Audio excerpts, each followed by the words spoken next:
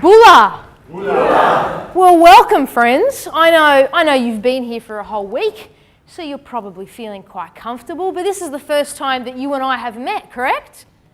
Yes. Look, I'm the girl who has been emailing you for a few months.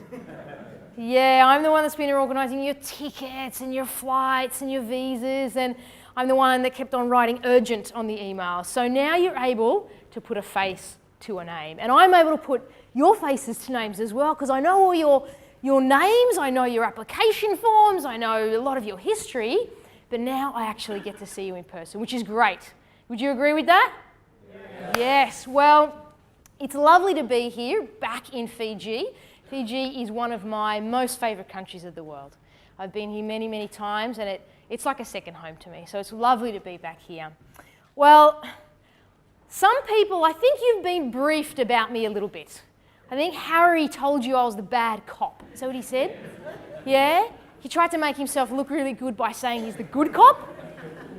And then he told you I was the bad cop. What did Rod say about me? Did he say I was the bad cop? No, he said I was the best teacher that exists. He said I was better than him. Well, I'm not I don't like calling myself the bad cop, but what I am is someone that will get the best out of you this week, okay? That's what I am. I'm here to help you so that we can help each other, because we're going to have a fun week, and yes, it will be tough, but by this time Friday, you will be a different person. And that has happened for every single one of the 500 plus IFWs that have done this.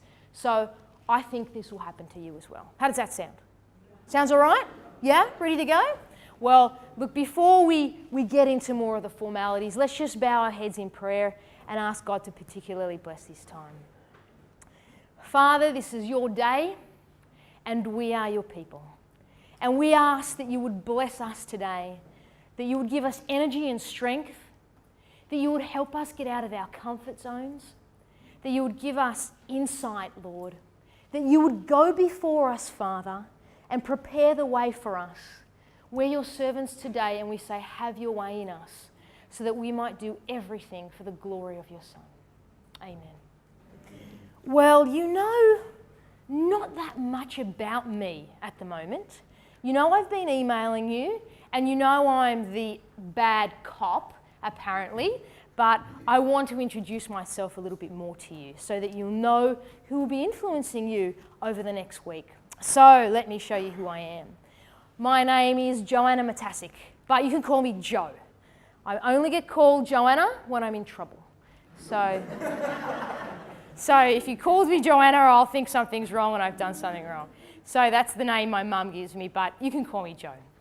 And I've been born and raised in Australia, and I live in a city called Wollongong. Can you say that?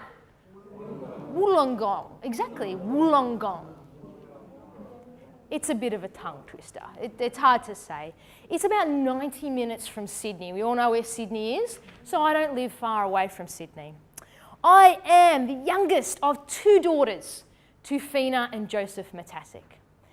I have a European heritage. I'm not Australian. I don't have Australian blood in me, although I was born and raised in Australia. I have a European heritage. I'm 50% Macedonian, I'm 50% Croatian, and I'm 50% Australian. Did you get that? I'm a whole 150% right here. That's just to catch you out. My father is Croatian, my mother is Macedonian, and that's Europe. I'm European. So that's why I'm not a typical looking Australian. Most typical looking Australians are blonde and blue-eyed, although, Camille, you're Australian, aren't you?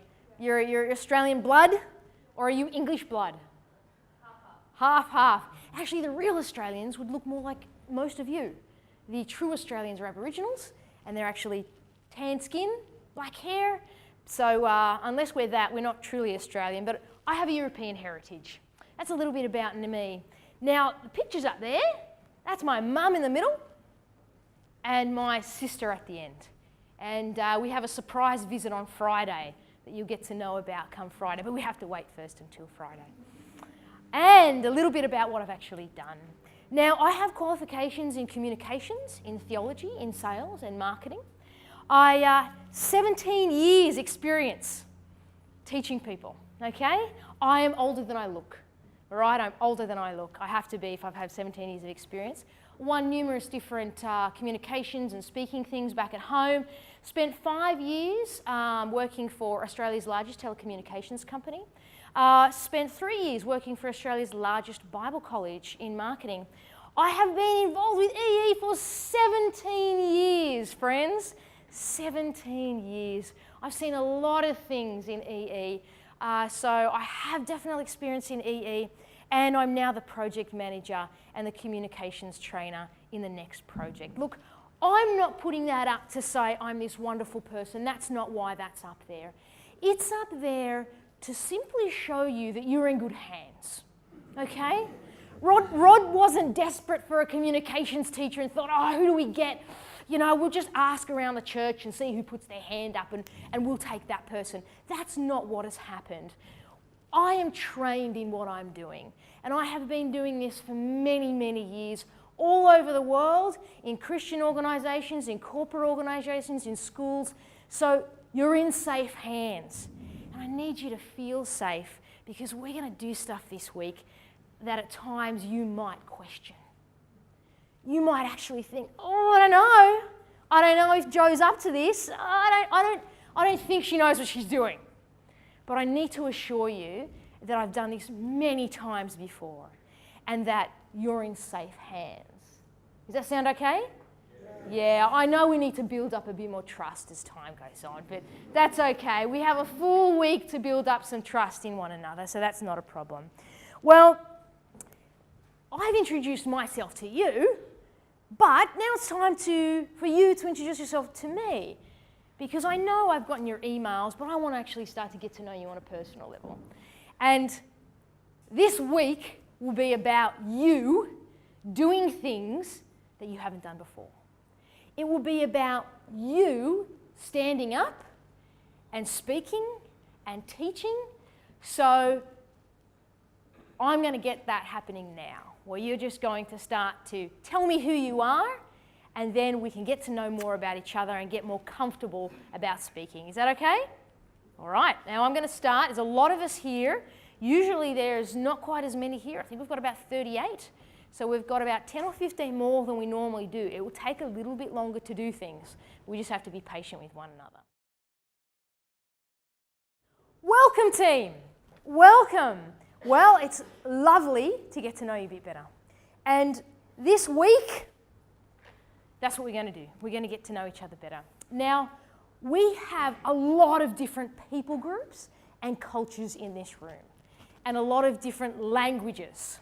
So I understand that when we talk and when I teach, that I have to teach perhaps slower and differently so that you can understand me. If I'm going too fast, you need to tell me to slow down. I give you permission to do that, okay? You're able to go, Jo, slow down, okay? And if I am saying a word that you don't understand, you need to ask me to repeat. So, Jo, we're not sure what that is, okay? Because I come from a European background too, and I know as well that sometimes in your language or in English, there's no equivalent in your language, so it can be harder to communicate. But we're going to work together, okay? Because language isn't a barrier, but we need to work together through the different languages so that we can understand one another. Sounds good? Yes? Yes? All right, very good. Now, during this week, I'll be putting up overheads, okay? Everything that is up here, you will be given. So you don't need to worry that you won't have it. They were in your manuals, we've taken them out. So at the end of the week, I'll give you all the things back. There's a reason why I've taken them out, and it's because there is a lot of different things we're going to do and a lot of questions I'm going to ask you. I don't want you cheating beforehand, okay? I don't want you seeing some of the answers beforehand. So I'll definitely take them out. You can write notes if you like, though. You can still write notes, but be confident that you will get everything that you visually see here, you will also be getting at the end of the week. Okay? All right. Now, you're sitting here this next 6 weeks to train to become IFWs. But what I want to do is give you a little history first of why you're actually here. EE started how many years ago? Who can guess? 50? 50 years ago? Nice number. It's 50, Harry? Almost 50 years. Yep. 51-ish, I think we're getting on to. 50 years. EE has been around for half a century. Quite impressive, okay? You are part of an organisation that has been around for a long time. And what happened when Dr. Kennedy first started EE is it was popular. It started gaining popularity and EE started to soar. People wanted to do EE. They wanted to learn how to evangelise. People were signing up for EE. Then, at one stage, started to plateau, okay? That number wasn't increasing and it wasn't decreasing. It was basically staying the same. And then guess what started to happen? Anybody guess? This what happened. Nosedive. We started to lose popularity. People were not as interested in EE anymore.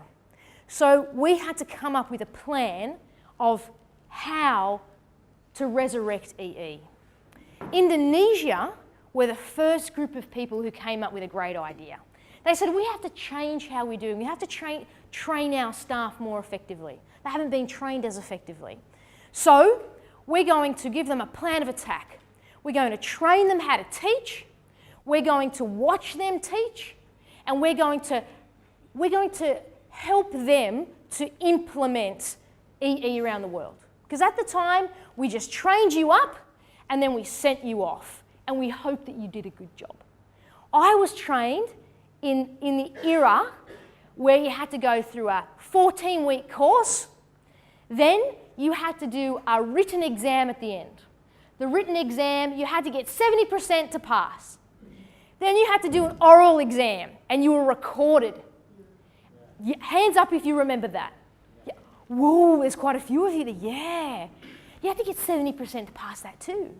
And then you had to, if you passed, you had to sit in a clinic and you had to watch the clinic for another 14 weeks. And then you had to, if you wanted to train, you had to be teach as a lay teacher. And it took a long time. It didn't work. That method didn't work. Indonesia came up with another plan. They do what you're going to be doing, but guess how long they do it for? 12 weeks. 12, not 6. You might feel like you're missing your family after 6 weeks. You might think 6 weeks is a long time, I can't make that commitment. They do it over 12. How would you like it if we just said to you now, you're going to stay back for another 6 more weeks? Okay? So we realised that although their model is great, we really can't expect people to stay away for 6 weeks. Sorry, 12. So we have reduced it into 6, and we need to fit a lot of work into 6 weeks. That model was you. Rod had thought about it, he put a proposal together, and he went to very generous donors in America with his proposal. And he said, we want to train up this many people over this number of time, and we're going to train them in a better and new way. A way that is going to help EE go back up again, be the ministry that it once was and it should continue to be.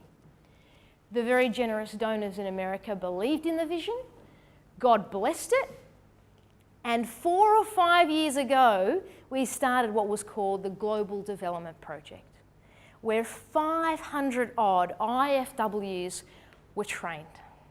So you were a part of a very big group of people. That was it. The money dried up after that. But it was so successful and people realised the value of it that the donors blessed us to do it again, to do it bigger, to do it better, and therefore came the next project. You are the group of people who missed out on the old grant, but have been blessed to be a part of the new grant and a part of the new project called the next project. How does that sound, friends? Yeah? Do you know there are many people at the end of the GD project that said, oh, we want to do it, can we do it? And Rod said, look, sorry, it's too late. It's too late. It was a 3-year program. We've trained people within 3. It's too late. But thank God that they've seen the value of it and it has continued now, and that's why you're actually sitting here today. You're a part of a new generation of EE. You're a part of a new group of people that are being taught and the new way we actually want EE to go. So that's a bit of history for you. It's important that you understand that history because you have been trained differently in EE from what you see this week. I mean, even things like how we set up the tables, this is not normal, is it? We're used to the tables going back and forth like this and always seeing somebody's back. We've changed. And we've changed because it's an improvement. It's a better way of doing things. Sound good? Yeah? Okay. It's okay. Got something happening there? No, that's all right. Okay. Okay, friends. This is what will be happening to you in the next week. This is the purpose of week number 2. I am here to teach you how to teach and communicate more effectively. Okay, that's the purpose of this week, of week 2. I'm also here to teach you to more effectively communicate to pastors. 2 main things that we're going to do these 2 weeks. First thing I need to tell you though, every skill of teaching cannot be taught in 1 week, friends. Can hear me say that. They spend 3 to 4 years teaching this at universities.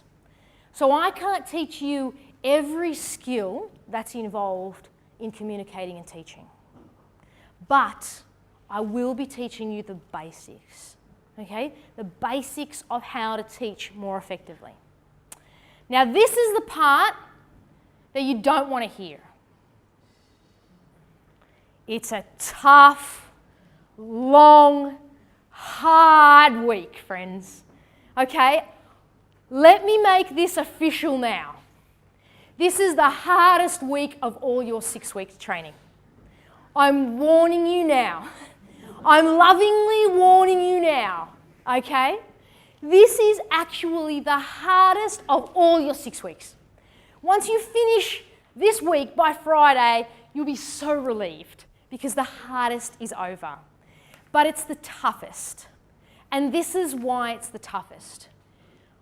After tomorrow, when tomorrow ends, I sit down.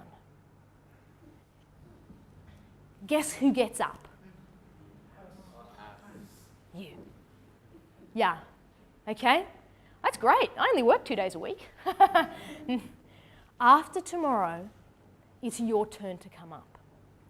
This week will be hard for you because it's when you have to get out from the comfort of your chairs, the comfort of being behind a table, to in front of everybody and start to teach. I will give you homework. Nobody likes that word. It doesn't matter what country I go to or in what language it's said. You will be given homework. You will be expected to do that homework. You won't be going to bed at your normal hour.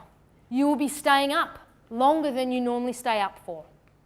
You will be given things to do that you probably have never done before. You will be up at the front teaching and doing things. That will be happening. I will ask you many questions along the way.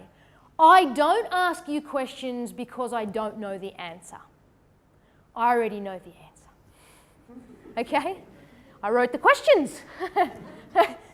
I'm asking you the questions so that you can think and your brain works. So I will get the answers out of you, my friends. This is a tough week. And that's why I'm called the tough cop. Because I will make you work. I promise you. I will keep you awake though. I promise you that. And I promise you that you will be different on Friday than you are today. I promise you that, okay? because I know how to get the best out of you. I'm warning you though, today is going to be fun. You're going to enjoy today. You're going to hear me do some stuff and have a bit of a laugh, and you'll have a good day today. Tomorrow's fun too. You'll play games tomorrow. We have prizes tomorrow. You'll love tomorrow. Wednesday, you don't like me anymore. You're not praying for me anymore. You're praying against me.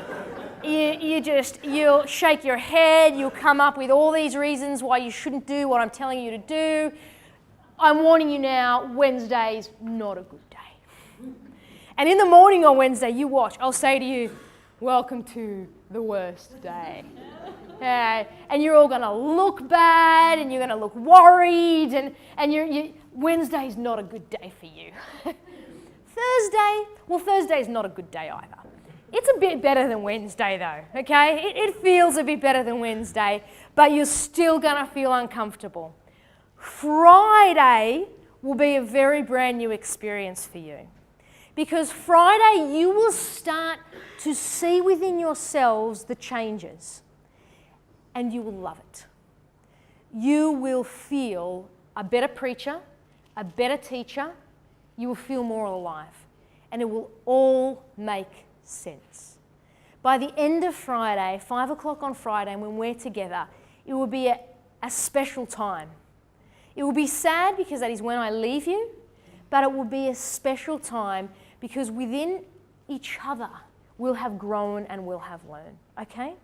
We're going to make mistakes this week, friends. We're going to make a lot of mistakes, but that's okay. We make these mistakes together, okay? This is not a competition. We're not competing here. We're learning together as a team. The competition is not between each other. Next week, week 3 and week 5, you're teaching. Do you know that? Do you realise that? You're the ones teaching. It's not me that's teaching. It's not Richard. You're running the show. We have to prepare you for that. And we will prepare you for success, not for failure. Right now, if we make you teach, we're just going to help watch you fail. Watch you make the same mistakes again and again and again that you don't even know you're making, but you'll know them by the end of this week. So let's make the mistakes together this week so we don't make the mistakes in the weeks that matter. How does that sound? Sound okay? Okay. You will be doing things you haven't done before, and so it will be a bit uncomfortable. But we need to be uncomfortable to get some results. And you need to trust me in that journey. When I take you quickly through things, you need to trust me that we need to go through that section fast. If we slow down, that's because I need you to slow down. You have to trust the pace that I take you. How does that sound? Yeah, you're already, I can see it in your eyes. You're not going like this anymore, you're like, they didn't warn me about this before I became an IFW. Well, we're going to have some fun, friends, but that is what's going to happen. My expectation of you, you're adults. You're adult learners. You're not children. I won't treat you like children. I'll treat you like adults, and I expect adult behaviour. So we follow the schedules and you are on time. Does that make sense? You are on time. I don't want to be your mother and have to discipline you and constantly call you to come in and say, hurry up, the time is wasting and you're late. You've got a schedule and you know what time you need to be back. When lunch finishes, you are back ready to work. You don't look at your clocks and think, I better start going up. You are here, sitting at your desk, waiting to learn at the right time. Does that make sense? If I'm not here, you're still here. Do you understand that? Okay? If your friends or other part of the team are not here, you have to call them and you have to get them. Does that make sense? All right. We have to be on time because this is where the bad cop comes in. If you're not on time, I will keep you overtime. I will keep you as late as I have to keep you to make sure you learn what you need to learn. Is that understood? So I'm sorry, but if it's 10 o'clock and we're still here over night time, I'll keep you here if I have to keep you here because you were late. So there's no dramas. It's not a problem. You just keep to the schedule. On that schedule, it says you have a break after lunch. You don't have a break after lunch anymore. Okay, friends, you don't actually need a break after lunch, okay? You just get tired and you want to rest, and we're not doing that. At 1:30 is when you finish lunch. So what time are you sitting here waiting to go? If you finish lunch at 1:30, when are you sitting on your desk? 1:29, that will do me. 1:29 is good enough. I'll take 1:29. You're ready here, okay? At 1:30, not 1:31, not 1:40. You didn't look at your clock at 1:30. You're ready and waiting for the beginning. Lunch is at 12:30. We go into 1:30. That break that's in the middle from 1:30 to 2:15 doesn't occur, I'm sorry. We come back here to work. We try to finish at 5 p.m. How does that sound? Okay, that's a half an hour earlier than we normally finish. We try. We try. If we go overtime, we go overtime. But we try to aim for 5 o'clock. And we do have morning tea and we do have afternoon tea. So that's not a problem. You'll get enough breaks and you'll get to relax. Remember, friends, this is the hard week, okay? This is the week that makes the difference for you as a trainer. So that's the schedule and that's what I expect of you. You're looking worried. Your faces have completely changed. 20 minutes ago, you were excited and happy. Now your eyes are different. You're crossing your arms. Yeah, well, that's all right. I'm used to that. I'm used to being known as the bad cop. That's okay. Well, hands up if you are an introvert. Hands up. You had Rod last week. You found out about yourselves. Hands up. Keep them up. Keep them up. That's it. This is another thing you need to learn about me. You do what I say. If your hands are up, they're up until I tell you to put them down. Hands up. And they're not like this. This is not a hand up. Okay, that's not a hand up. This is a hand up. Good. All right. Scatter it around. Hands down. Hands up if you're an extrovert. That means the rest of you. Yes. Hands down. Oh, really? I don't know about that. So that means that the majority of the people in the room all like to talk, all energized by interactions with people. Is that correct? Well, then I'm expecting a great time. Although it's usually the quiet introverts that sit there. They don't answer questions. They're very quiet. You put them up the front here and they turn on, they turn alive. Well, you found out a little bit about yourselves last week, didn't you? If you're an extrovert, if you're an introvert. The Myers-Briggs, I'm the best one on there. That's okay, that's a joke, friends. You can have a guess. Am I an introvert or an extrovert? Yeah, I'm the extrovert. I'm the extrovert. All right, hands up if you've preached before. Hands up if you've preached before. If you've preached in front of a congregation, doesn't matter where, but hands up, nice and tall. Keep them up. That's it, Ron. Wow, okay, keep them up. Yeah. Wow. All right, hands down. That is a huge amount of you. I don't think we've ever had such a room full of preachers. All right, hands up if you have taught before. Not preached, not preaching. We're not in front of a church or in front of a congregation. We're teaching something to somebody else. Hands up if you've taught before. Well, it was nice knowing you. I can go home. Hands down, thank you. I don't think we've ever had a room full of so many teachers and preachers in the one. All right, that's very interesting. Hands up, don't copy one another. This is your answer now, not the person next to you. Hands up if you believe teaching and preaching are the same thing. Hands up if you think it is the same thing. Okay, Josephine over here thinks it's the same. Well done for being the one person that put your hand up. Okay, wow, I'm impressed. I am impressed. But I'm also excited to see what a room so full of teachers and preachers will produce. Because you're telling me that you've influenced people already with your teaching, for whatever that was. It might have been Christian things, it might have not have been Christian things. And you might be a maths teacher or a science teacher. It doesn't have to be Christian. You're telling me you've influenced people with godly things, right? Because you've preached. And you've also influenced people by teaching something. I'm very excited to see then how you perform this week.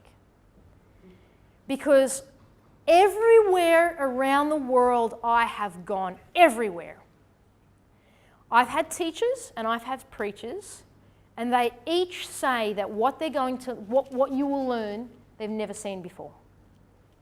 Okay? They've never seen before. And I've had people that tell me, Joe, I have taught for 10 or 20 years. I've been a pastor for 20 years. I can teach, I can preach. And then they come up here and they can't really teach. They can't really teach. Friends, I'm just going to insert this here now. What I will teach you this week is probably what you've never seen before. Okay? You might have been teaching for years and you've been preaching, and I'm not saying you haven't done that. I'm sure you're a great preacher and you teach well. But what I'm going to show you is different than what you have been doing. And this is the way we want you to start teaching in EE. Many of you are going to say to me, Joe, it's not going to work in our country, not in our culture. You don't know our culture, Joe. You don't understand. Thank you, but you're a white, Western woman. Doesn't work on our island, in our country. Doesn't work. I'm going to deal with that now. That is false. I'm just going to tell you that now. Okay? What I'm teaching you here doesn't go against cultures. It doesn't offend people, but it is different. And when you do something different, people are uncomfortable because people like doing things the old-fashioned way. Not because they're better, but because they're comfortable. Okay?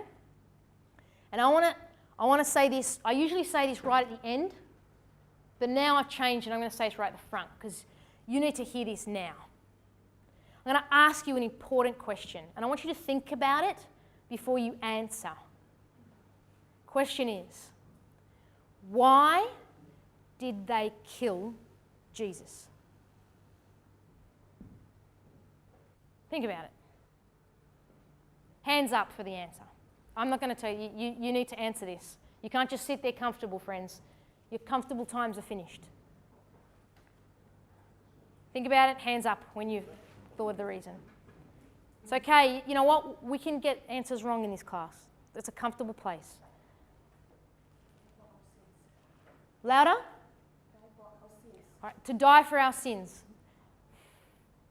That's not why they killed him. Yes, he died to pay for our sins, but that is not why they killed him. Why did they kill him, Roy? That's why he killed. No, that doesn't answer why. Why was he killed? Because he went against the Lord. Thank you, Bev. Hands down. Our Lord was killed because he went against culture. He was considered a rebel. He wasn't a rebel, was he? but they thought he was. That's why he was killed. Yes, he died to pay for our sins, correct. But that's not why they crucified him. He was a rebel in his day. He didn't do it the normal Jewish way. And they crucified him. I'm telling you now, my aim in life is to be more Christ-like. You have to decide two things. One, actually. Do you please man? Do you please God? You don't have to answer that to me. That's something you have to decide in your personal, private life. You have to ask yourself deep down, am I pleasing man? Am I pleasing God? Because I know so many preachers and teachers who are pleasing man and are pleasing their congregation and are pleasing the leader of their church and are pleasing their boss. And then they think about God. I am not working for EE, I don't work for Rod Story, and I don't do things to please these people. I work for the one and only God. He is my superior, and I impress him. The others, we're a part of a bigger group who work together. So I will teach you things this week that you will think, but we don't do that in our church. We don't do that in our classroom. That's not how we do it. Listen, friends, I know that that's not how you do it. I know that you don't come from that. I'm not naive. I'm not an uncaring Australian who doesn't know your culture. I think I've been to almost every country that is in this room, bar Hungary, Canada, and Romania. What I'm asking you to do is to be more Christ-like. And that's up to you whether or not you want to do it. But by the end of this week, I know that you will see the difference. And you then have to decide whether or not you're going to be that person for change or whether you're just going to continue doing what you have been doing. But this week, you get to see a different side, the side that Jesus wants to show you. Is that okay, friends? And I know that's tough, okay? And I know that you might feel a little bit uncomfortable with that, but we need to make that clear now because this week will be a different week for you. And I need to deal with that now because this always comes up and it always comes up toward the end and everybody's been thinking about it for 5 days and they say nothing until Friday. Let's say it now, okay? And let's get out of the way that I'm a female teacher and let's just enjoy what God wants you to hear. How does that sound? Sounds okay? All right, wonderful, wonderful. Now that we've got that out of the way, are you ready? Yes. That's not very joyous. You were born ready! All right, well, look, we're going to have fun this week. We're going to do activities where you get involved, okay? We're going to play games.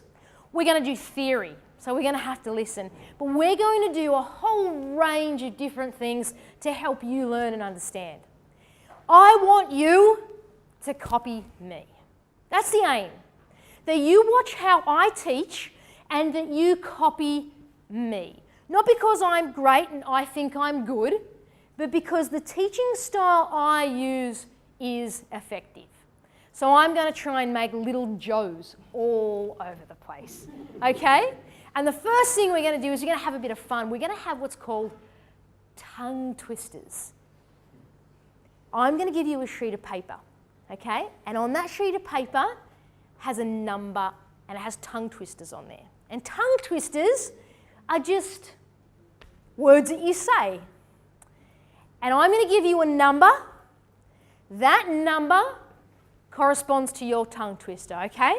So if I give Cassandra here number 5, she looks on her sheet of paper, sees number 5, and next to that is her tongue twister. Everybody gets a number, everybody gets a tongue twister, and everybody has to say their tongue twister. But you don't get any time to prepare, okay? You just have to stand up at your chair and say your tongue twister. You have to say your tongue twister twice. How many times? Twice. How many times? Twice. Good. I do this to give you a visual twice. And I might say twice, and you know it's twice, but every time people do it, they say it once. They forget. So I'll keep on saying things. I'll keep on repeating things. How many times do you have to say them? Twice. I'm going to give out your sheet now. There are two sides to this sheet. You're going to only look at the one that says tongue twister, okay? And you're going to be tempted to start saying them. I'm going to hear all these whispers.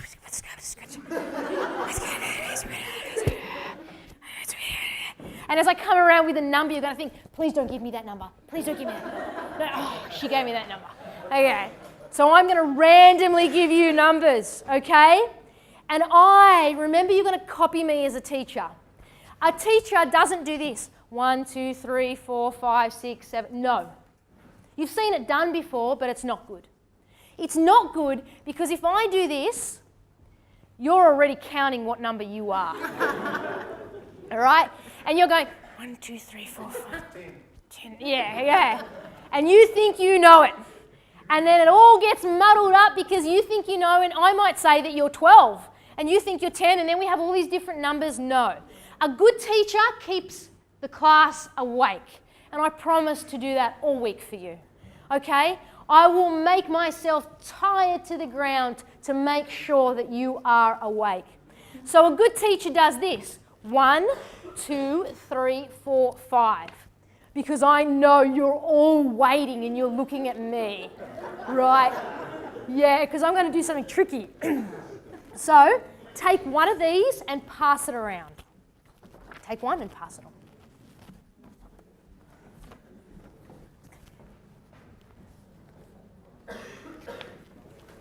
The back. Make sure the back has some. Take one, pass it on. Take one, pass it on. Sorry. All right, I'm going to give you numbers.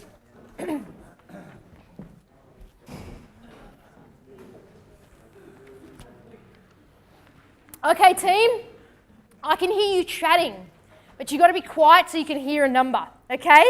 So I'm going to come and I'll give it to you fast. Your number is the 1. 1, 2, 3, 4, 5, 6, 7, 8, 9, 10, 11, 24, 21, 22, 12, 13, 14, 15, 16, 17, 18, 19, 20, 21, 24, 22, 23. Tell him he's 20. 20, 19, 18, 17, 16, 1, 2, 3, 4, all the way over there, 20. Yes. I haven't got any more, please. I'll get you one. Can you see? Any more? Thanks, Mama. Oh, I can hear all your whisperings. All right, are we ready? You stand up and you say them how many times? Twice. There are multiple numbers because we have 38 people here. Many people have got the same number. So you just all stand up and then I'm going to be the one that chooses you. Friends, this is when we start to have fun because you won't see it because you haven't been taught it yet. But by Friday, you'll be able to see how these tongue twisters, how you do them today, you will do them completely different by the end of Friday. Okay? But you don't know that yet. At the moment, it's just a lot of fun. So, let the games begin. Number 5. Who's number 5? Stand up. Oh, no. I've got one number 5. Isn't that amazing? Take it away, Sandra. He ran from the Indies to the Andes in his undies. He ran from the Indies to the Andes in his undies. Oh, you did pretty well, yeah. He would have been pretty cold, wouldn't he? He would have been cold. All right, 15. 15s. I gave 15s. All right, we'll come around in a minute. There were 15s. Okay, number 10. Canned cod times completely cooked. Canned cod comes completely cooked. Oh, Jesse, that's just too easy for you. Well done. All right, 21. Sheep shouldn't sleep in a shack. Sheep should sleep in a shed. Sheep shouldn't sleep in a shack. Sheep shouldn't sleep in a shed. I didn't get any of that, but that was well done. Friends, start watching one another and how you do things, because I am watching everything that you do. Watch how you stand. Watch what you do with your hands. You loved your pockets right then. Yay. Okay? Watch where they're looking. Start watching one another, because I'm going to teach you to be teachers. And teachers can see things and identify things, okay? So let's start watching one another. That was quite entertaining, Colin. Good, strong voice. Sheep shouldn't sleep in a shack. Sheep should sleep in a shed. Sheep shouldn't sleep in a shack. Sheep should sleep in a shed. Ah, okay, well done. We got that one. Very good. Number 18. Charities first. Yep. Twice. Flies over the river with a lack of rivers. All right, well done, Charity. Who's up here? A crow flies over the river with a lump of raw livers. A crow flies over the river with a lump of raw livers. I think all of you are just a little bit too good at this. All right, number 11. So some people are definitely not standing up. I'll know who you are, and can you dob your friend in if they haven't stood up? Like if you know somebody next to you has not stood up, you just got to be kind and make them do things. Go for it. A cup of proper coffee in a copper coffee cup. A cup of proper coffee in a copper coffee cup. Ah, well done. Okay, number 7. Lemon liniment. Lemon liniment. Ah, nice. Okay. 22.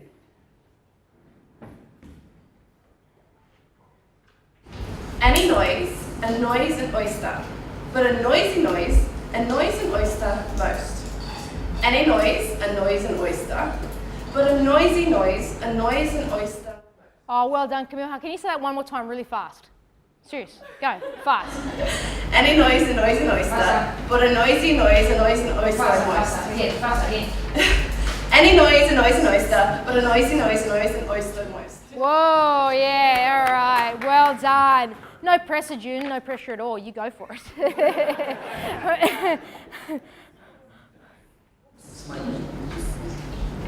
A noisy, any noisy noise, a noise an oyster, but a noisy noise, a noise an oyster most. Any noise, a noise an oyster, but a noisy noise, a noise an oyster. Oh, well done. All right. Number 23. Oh, I reckon there's a whole group of people here that just are not going to stand up, are they? That's all right. We'll come around. Weak readers want white rule writing paper. Weak readers want white rule writing paper. Oh, I'm impressed. You're probably the best at the tongue twisters so far. We normally have far more mistakes by this time. All right, let's see if this one will do it. Number 1. Chip, ship, drips. Chip, ship, drips. Say that really fast, go. Chip, ship, drips. Chip, ship, drips. Oh, well done. All right, go for it, David. Chip, ship, drips. Chip, chip, ship. You know, if you say ship really quick, it doesn't say ship. All right, good. All right, 8. You're the one. A big black bug hit a big brown bear. A big black bug hit a big brown bear. Oh, okay, well done. Are you looking at each other? Have a look at each other and what you do with the paper. Have a look to see where you're looking when you're actually talking. Are you looking down? Are you looking up? Cassandra here was looking over there somewhere.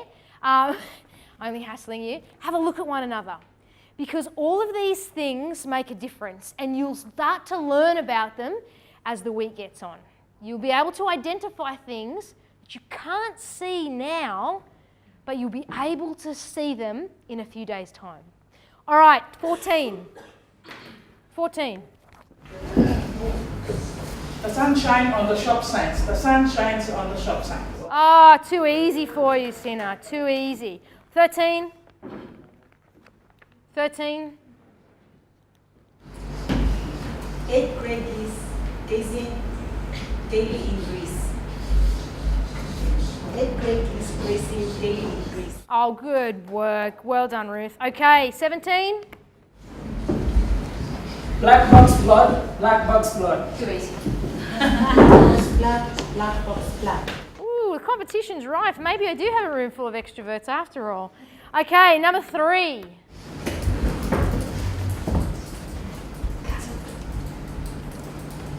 Silver timbers, silver timbers. Oh, nice. Even with a Hungarian accent. Silver timbers.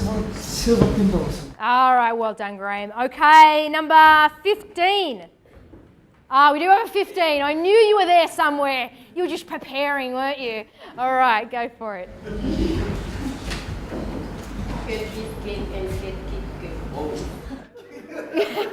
Nice and loud. Mary, so I can hear you over here. Mary, nice and loud again.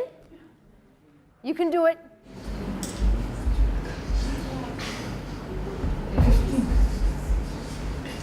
Good geese came and good geese go. And one more time. Do it again for me. Good geese came and good geese go. Good stuff. All right. Good on you. You've got the courage. Good on you. I'm proud of you. All right. Number 6. Truly, plural, truly. Ah, too simple. 24. The 6 sheep. The 6 sheep. Yes, my friend. That's the hardest one. Well done. And he did it with some hand gestures there. Did you know that too? That was like an orchestra. Well done. All right. It's yours, Robert. 6.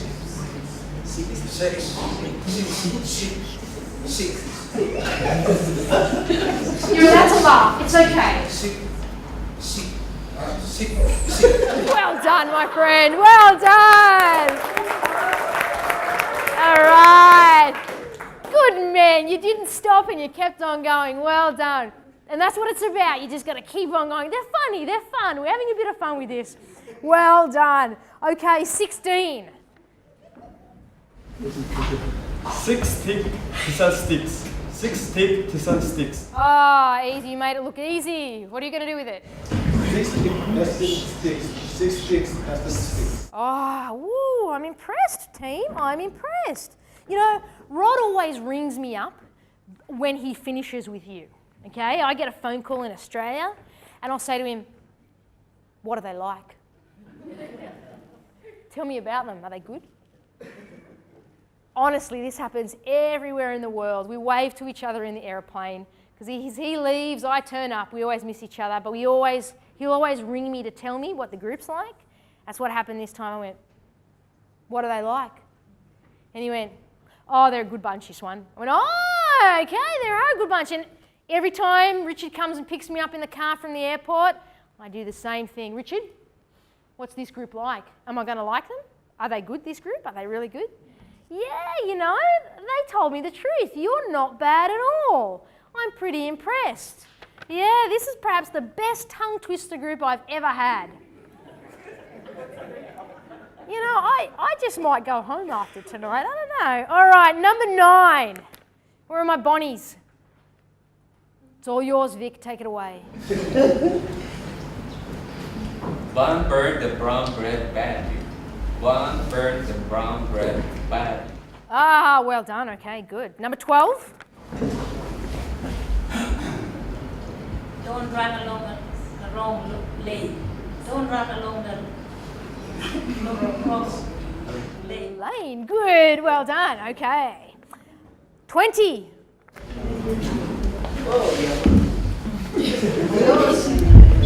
Wriggly worms squirm regularly. Wriggly worms squirm regularly. Oh, I've got to love that Jamaican accent. Wriggly worms scram regularly. Wriggly worms scram regularly. Ah, Fred, well done. Ah, team, 19. Tom through team 3 times X. Tom through team 3 times X. Wow, all right, impressive. Tom through team 3, Tom Jacks. Tom through team 3, Tom Jacks. Yeah, okay, well done. Good work. Okay, have number 2. Blugging, blubber, blugging, blubbing, blubber. Blubbling blubber. Blubbing, blubber. Well done. Bubbling blubber. Bubbling blubber. You've always got to say that with a bounce, don't you? Blubbling blubber. Blubbling blubber. That's a good one. Well done. Who hasn't done one? Has everybody done one? You haven't done one? What number are you? 4. I haven't called 4. Look at that. There isn't a dot there. Thank you, 4. All the 4s. 4. Red leather, yellow leather. Red leather, yellow leather. Ah, easy. Red letter, yellow letter. Red letter, yellow letter. Ah, and English is you can't speak English well, apparently, right? Yeah. Well done. Well done. For somebody who can't speak English well, I think you can speak it well. Have we all said a tongue twister? Yeah? Well done. What you didn't notice, I did. We had some people putting their hands in their pockets. Can't help themselves putting their hands in their pockets. Did you know that? Some people then try to put the sheet down here and just read it from here, like this. Yeah? Some will try and memorize it, and so you look out into the stars. Yeah? Some of you have your hands behind your back, because that's easier. You all used your body language to do them. And we're going to learn what was a good way and what was a bad way, because most of how you did it isn't the best way. Putting it down here so you're doing this. Where's my head going? Down. Where are my eyes going? Down, okay? Hands in the pockets. Never good. We always do it, especially the men. Men love putting their hands in your pockets. You just love it. No hands in pockets. Not allowed. And we don't have to memorize. We don't have to be the best. Everybody thinks that you're the best if you memorize things. But that's then what happens. You just look out and they go, sheep sick, and you just look out into nowhere and you lose eye contact. All these things you're going to learn plus more. You're going to be, I'm going to ruin you. I'll let you know now, you'll never be able to go to church again and watch the preacher and not go, oh, he shouldn't have done that. Oh, he shouldn't do that. It's going to be hard for you. When I was in America last year, we had the 2 days of theory.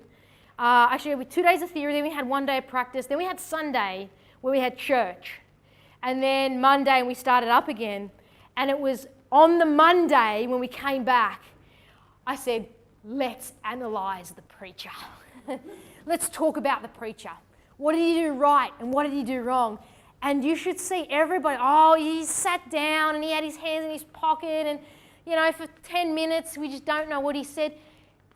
You start to see things differently. You watch, I'll ruin you. You'll never be able to watch a teacher or a preacher again without thinking, oh, no, they need to go to Joe's class. Okay?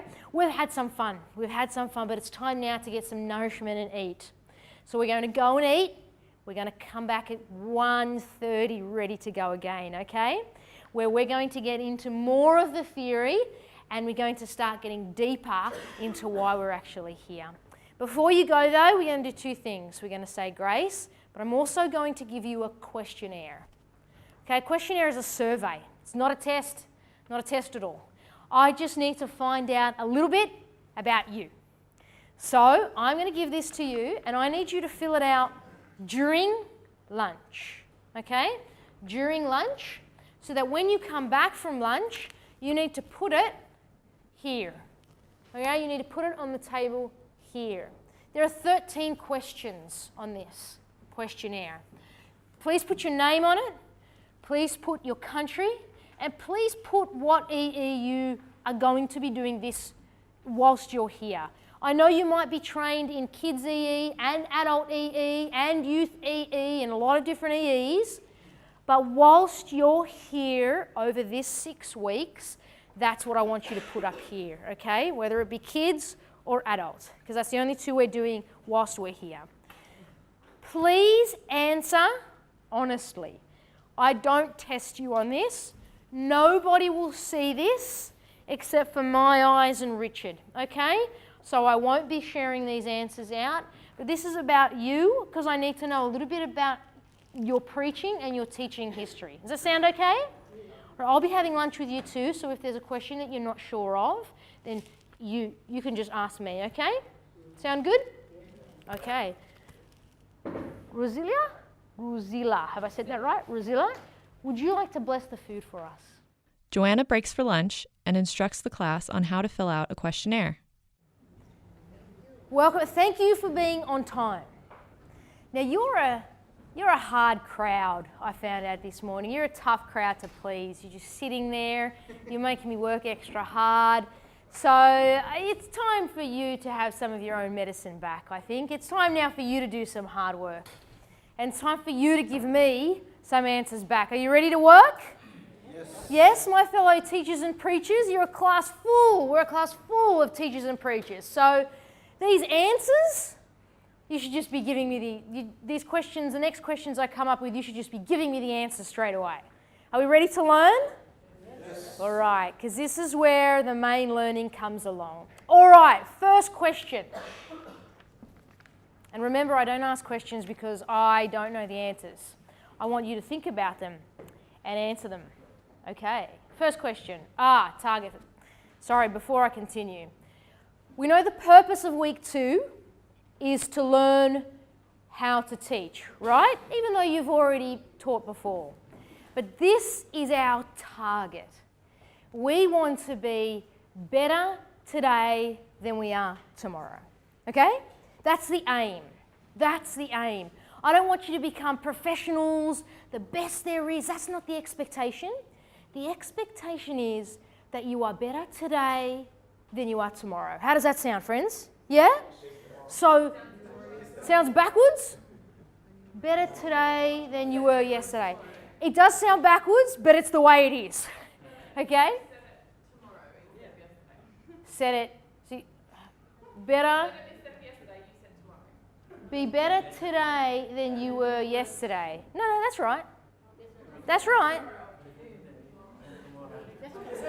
No. All right. Today, I want you to be better on Monday than you were on Sunday. Okay? Yeah? When we get to Tuesday, you're going to be a better teacher, a better communicator on Tuesday than you were on Monday. That's the only aim. Okay? That every day you become better than you were the day before. Okay? That's all we're aiming for. Okay? That's all we're aiming for. So if by Friday you are a better communicator than you are today on Monday, that's all we're aiming for. And we're happy. Does that make sense? Okay. And friends, that's all God wants of you as a Christian as well. Okay? That every day we just become more like Christ. That we become a better Christian than we were the other day. Okay? And that's all I expect of you as you're learning with me. Okay, first important question. What is communication? Think about it. What is communication? Question. Yeah, answer. Communication is a change of information between two people or machine. Usually the first one is called the sender and the other one is called the receiver. Wow, have you got IT in your background? Well, good. All right. There's not just one answer. Do you have more answers? I'll pull them out of you. Every time a teacher asks a question, do you know what students do? They look at the floor. Because they think if they look at the floor, the teacher is not going to pick them. If you look at that floor, I will pick you. So suddenly you're all just staring at me. Yes? Okay, a dialogue between two partners. Notice, friends, when I ask a question and you answer, a good teacher repeats the answer. Do you understand that? Yes. That means that's what you're going to do. You might sit here and go, yeah, that's good, Joe, that's right. But you have to do this on Wednesday, Thursday, week 3, week 5 when you leave here. Do you understand? Okay?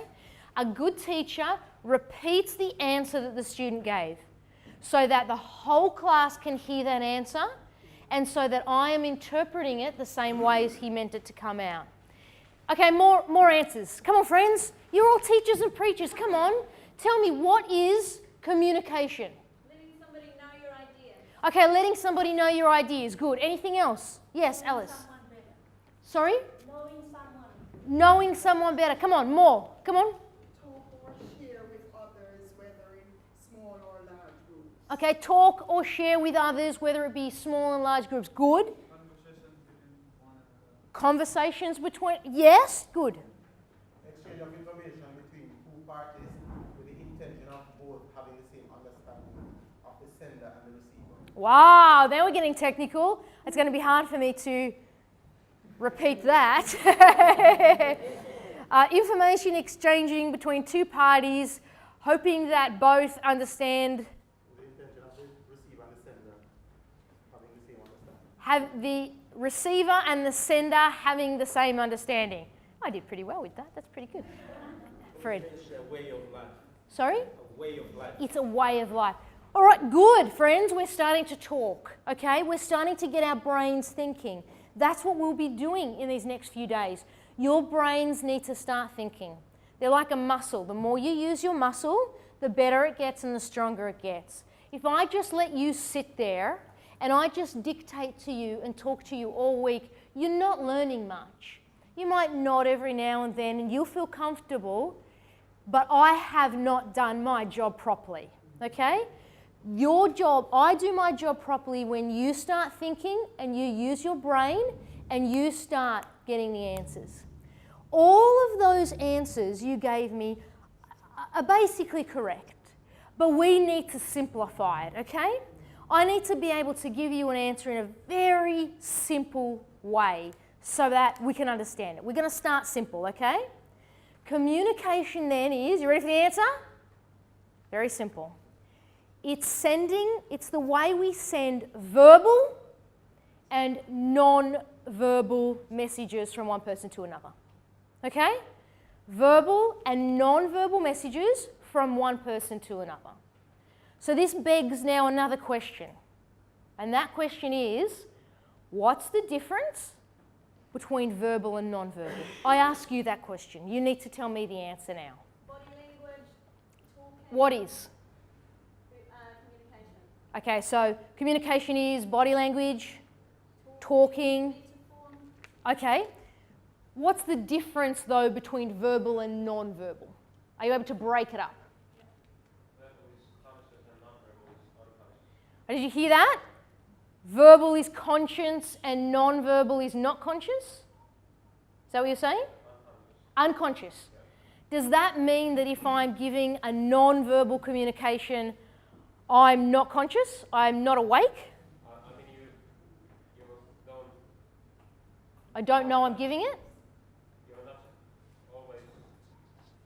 don't always know that you're giving it. Okay, I understand. So what Soli is saying is non-verbal is you're not always aware that you're giving out that message. Okay, Camille, did you have an answer? I was thinking that, verbal is obviously using your mouth, and the rest of the communication could be using anything and everything else that is part of you. Okay, so verbal is using this, your mouth, and non-verbal is using everything else that's not your mouth. Sound nice? Yes. All right, we might have a few more answers. Verbal, you're hearing what I'm saying now. Okay. Verbal, non-verbal, it could be body language. All right, hands down. That's not bad. I like that answer. All right, let's have a look what we've got here. Verbal are the words that we use, the actual words that come out of our mouth. That is verbal communication. Non-verbal are the messages that we send back and forth to one another without any words at all. No words. Now, it doesn't mention anything about being conscious or knowing you're doing it solely. And it's interesting that you said that because we sometimes do send messages non-verbally and we don't know we're doing it. I need to teach you to be aware when you're doing it. Yeah? Okay? Now let's go back to the verbal and the non-verbal. When you listen to the radio, are you seeing anything with your eyes? No, but you're hearing everything, aren't you? So that is verbal communication. Okay? They can't use anything but sound because we don't see anything. So it's all verbal communication, right? If I ask, how are you? You might answer back, I am well. That's what? Verbal, well done, because you're hearing it, right? Okay. How about this one? A wife says to her husband, who's married here? Who's married? Yeah, we've got a few married. Oh, we've got quite a few married couples. Okay. Cassandra says, are you two married? Mm-hmm. Cassandra says to Chris, honey, be home by 7 o'clock for dinner because I'll have dinner ready by 7. Chris says, absolutely, I'll be home by 7 o'clock for dinner. It's 10 o'clock. Chris comes home. Cassandra's in the kitchen. And Chris says, how are you, honey? And she gets the cups and she gets the pan. She goes, I am fine.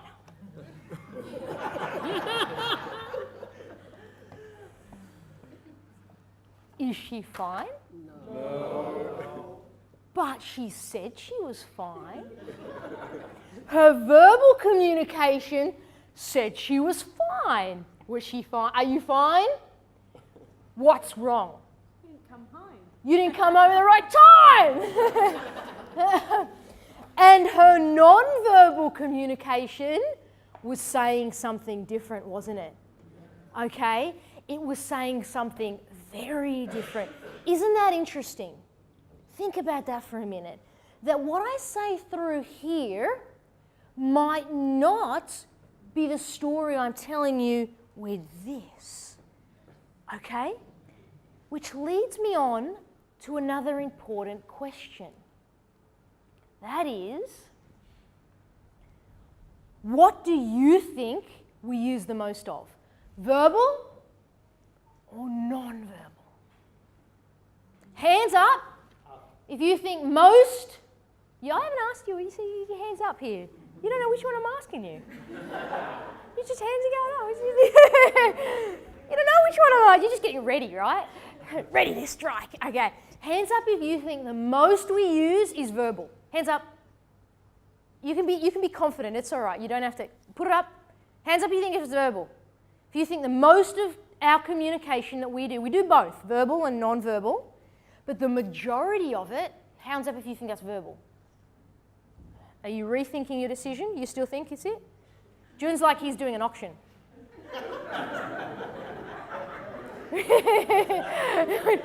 I mean, just... All right, who thinks it's non-verbal?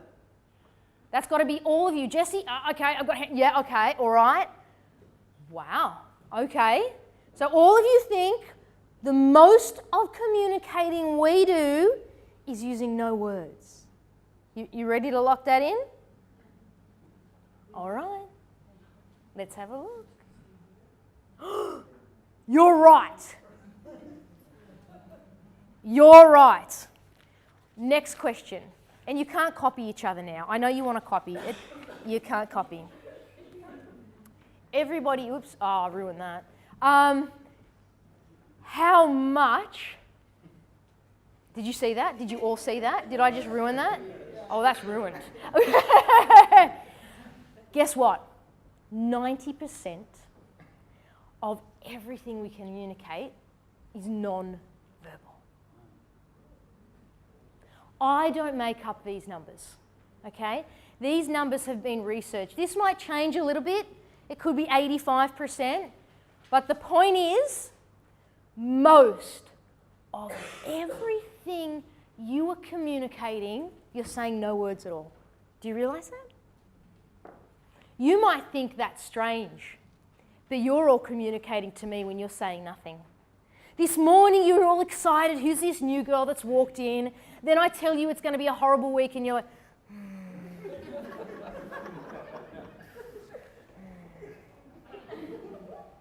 Some of you had your glasses on and then you put them on the tip of your tongue. That's non-verbal communication. How about when you're singing? Non-verbal, yeah? Look at that, nodding, yeah? Nodding, Michelle just nodded. That's non-verbal communication, yeah? Nodding again, yeah? When you're excited, you're, yeah? When you're not impressed or, yeah? You're telling me things without telling me things, right? And a good teacher, a good communicator can understand what people are communicating to them by reading their body language. I was watching you do tongue twisters. I could tell who was nervous and who wasn't. Hands in the pocket, looking down, looking up, just by your body language. Look at you all now. You're staring at me. You're telling me you're interested. You're enjoying this. Wow. Whoever knew you could enjoy being taught something new? 90% of what you communicate to me uses no words at all, which means only 10% of how you communicate is using words. That means you must be aware of your non-verbal communication because you're sending messages when you do it. Whether you know it or not, you're sending messages without saying anything. And do you know what a lot of preachers do? They preach a good sermon from their mouth. They say good things, but everybody's fallen asleep and doesn't hear it. And the preacher just keeps on talking and doesn't notice that somebody is not listening anymore. So what's the point of speaking good stuff if I'm not hearing it, yeah? This is a very important point that you must understand because it's going to come through all through your communication. Not just communication with EE, not just communication as an I and an FW, but a communication as a parent, as a husband or a wife, a partner, as a friend, as a preacher, as a teacher. All your life, you need to know that you're sending messages 90% of the time by saying nothing, not using your mouth. So I need to make you aware of what you're saying when you're not saying anything at all. You understand that?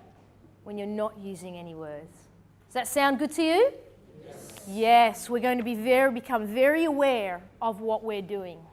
10% of the messages we send to one another are only verbal. Only 10%. That's amazing. All right, next question. This is the question section. Why do we need good communication skills? Why, friends? Why bother? Bring me over to Fiji, fly me all over the world to teach this. What? Why? It's my job. This is true. Well, yes, technically it is my job, definitely. But why bother trying to teach you good communication skills? To effectively deliver what you want people to know and what you want them to adopt or something.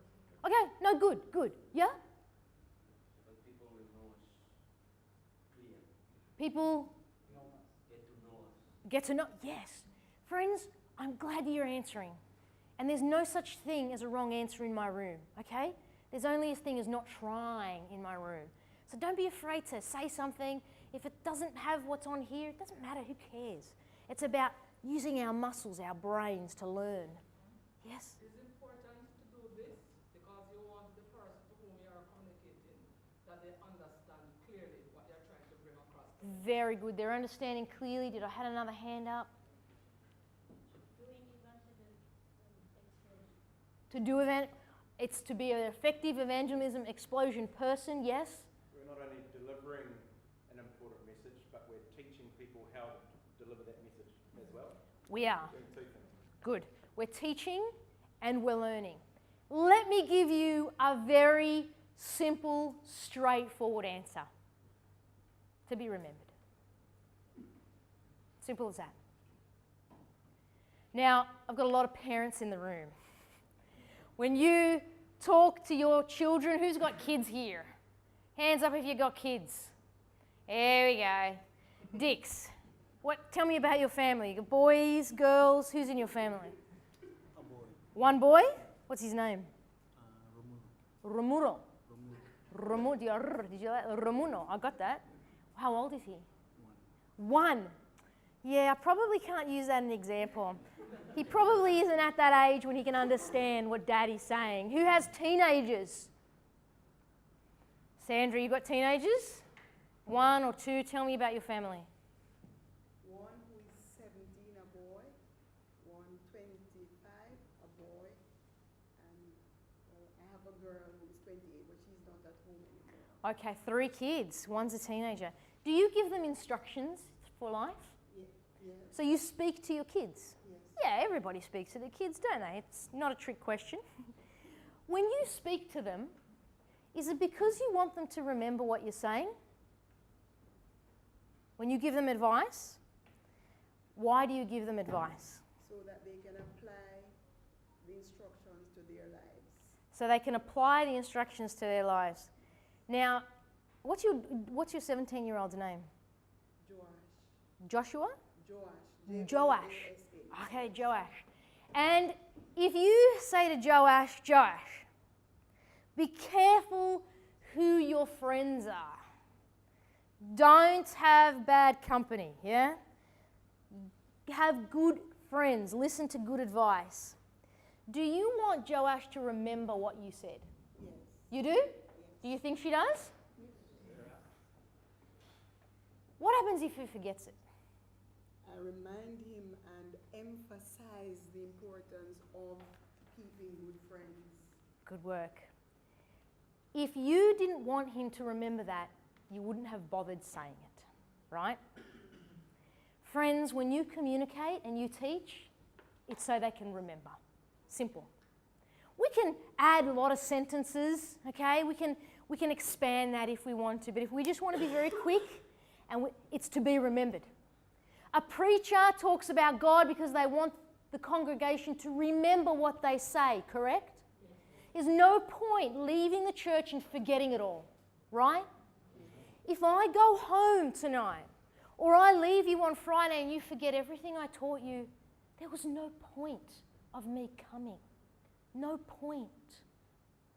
You effectively communicate so that everything you communicate, whether it's verbal or non-verbal, is remembered. Yes? Yeah. That's the reason I am coming. That's the reason you need to communicate effectively. Next week, you'll be teaching people. Week 5, you'll be teaching people. You want them to do 2 things. You want them to continue on with EE and tell others about EE. But more than that, you want them to evangelize effectively, right? That's what we exist for. We need to train Christians how to evangelize, because I can tell you, my friends, most of the world doesn't know how to do it. I got some work done at my home about 6 or 7 months ago, and the carpenter, the chippy, who came around, he's a Christian. I know he's a Christian because he's a friend of a friend. And when he came over, I pretended I wasn't a Christian. I wanted to see what he would say. Now, Peter is in his 60s, okay? He's a retired carpenter, but he does some work on the side. He's been a Christian for most of his life. He's been on the boards at churches. He's preached many times. He's been a deacon. He's served. He's prayed. I said, Peter, I hear you're a Christian. He said, yes. Really? Wow. I'm not a Christian myself. He said, really? I thought you were. I said, no. But I have been thinking about it. So, tell me, what is it to be a Christian? Who is God and what is Jesus? Why should I become a Christian and how should I become a Christian? That's a bit cruel, wasn't it? This poor man, you should have seen, you could tell he was getting ready. Well, he put down his saw and he said, well, being a Christian, being a Christian is great. It's given me, I'm so happy. You know what? He had no idea. He's a God-fearing man, okay? He loves Jesus. He's a good Christian. But he was completely mixed up to try and answer any of my questions. Yet he's been a Christian for years. This is the majority of the church around the world. If somebody asked me that, I'd say, what a great question. Let me ask you 2 questions, first of all. Or God, I know who God is. He's loving and he's just. Let me tell you a story, because that's how we're trained, right? That's why EE is so brilliant. So when you leave here and you teach on next week and in week 5, you're teaching so that Christians can effectively evangelize, because we do it badly at the moment, okay? So we're helping Christians learn to evangelize. If they forget everything you did in week 3 and week 5, you have wasted your time. You might as well go home now. It's the truth, isn't it? It's a hard truth, but it's the truth. We need to learn how to communicate effectively so that everything we communicate, whether it's verbal or non-verbal, is remembered. And I'm going to teach you the skills on how to do that. Sound good? Okay. Well, hands up, be honest, if you have ever had a boring teacher. Hands up. Be honest. I'm not going to... Have you here? Any of you here? Every single teacher you've ever had has never been boring? They've all been good? You're lucky, my man. You're an exception to the rule. How about a boring preacher? Yeah. Look, yeah, okay. Thank you. Hands down. Let's be honest. We have all sat in a classroom where the teacher has been boring. It's true. We've all sat at church or at some type of meeting where the person presenting has been boring. And you're just looking at your clock thinking, when is this going to end? If you're like me, you start counting the bricks at the back of the room. Okay, 1, 2, 3.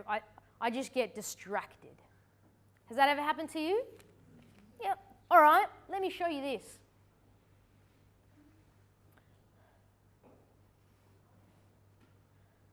Look at this picture. Now, let me give you an example of what's happening here. This is a graduation photo of a university where I come from called Wollongong University. And it's actually a very prestigious university. Many people from around the world will come to study at Wollongong University. And my friend was graduating that day, and I went to watch her graduate. So I've taken this photo. I'm sitting here, okay?